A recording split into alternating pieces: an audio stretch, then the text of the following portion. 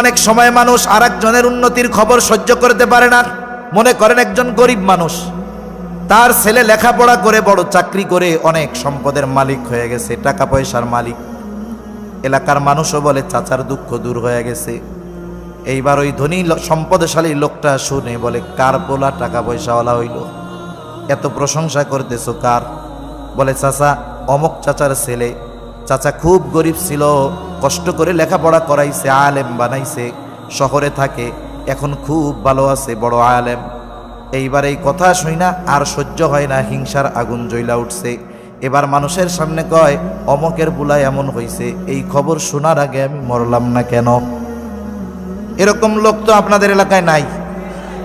কয় না যে কি শুনলাম, এটা শোনার আগে মরলাম না কেন?